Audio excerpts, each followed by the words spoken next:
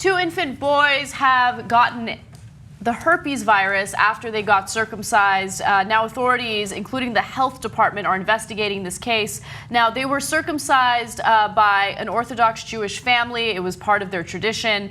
And part of the problem is after the circumcision took place, they applied something known as direct oral suction. And the reason why they do that is because they are supposed to draw blood from deep inside the wound. Now, apparently the adult who did this had the herpes virus and then transferred it over to the infants. Now, for infants who do get the virus, they could have high fever, seizures, and since 1998, there have been 2 cases of deaths. This is an incredible story, especially because circumcision in and of itself is highly questionable and I think rightfully debated. But to apply oral suction, to have an adult apply oral suction to an infant's newly circumcised penis should be illegal. And maybe that's a really strong statement, but I'm against that 100%. Okay.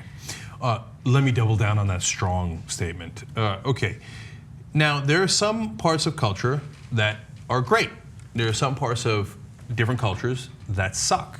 Now, that's a controversial statement, especially among liberals, actually. They say, oh, no, all cultures are lovely and wonderful, etc. My ass they are, okay? There's a lot of things we did in the past that conservatives protect at all costs, no matter what your different nationality, ethnicity, etc. might be. No, that's tradition, you protect tradition. Well, what if your tradition sucks? For example, we had a tradition in this country called slavery. That turned out to be a pretty shitty tradition, and it was a good thing we got rid of it.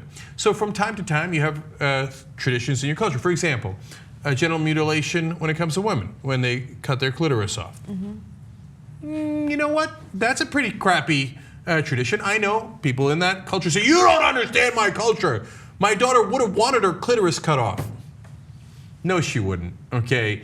And it's absurdity. I'm not willing to entertain that ridiculous notion. Yeah, they do that to ensure that the woman never enjoys sex. That's the main purpose. They want to keep her pure. That's why they mutilate the clitoris. You know, if you really believe that, maybe we should mutilate the part of your penis that you get enjoyment from. You don't need that to have sex.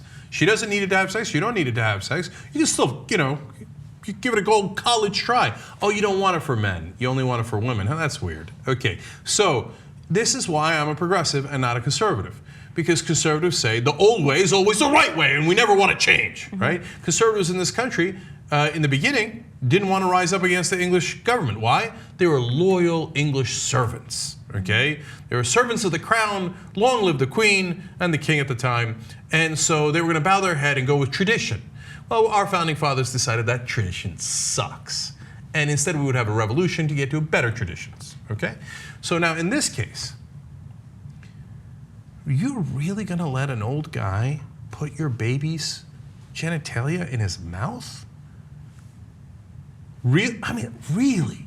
No, you don't understand my culture. Well, I guess guilty as charged. I don't. That's a really weird culture that has specific health consequences. I wouldn't let an old man do that to my son under penalty of law. He could be the most holy, he could be Mahatma Gandhi and I wouldn't allow it, okay? Are you kidding me?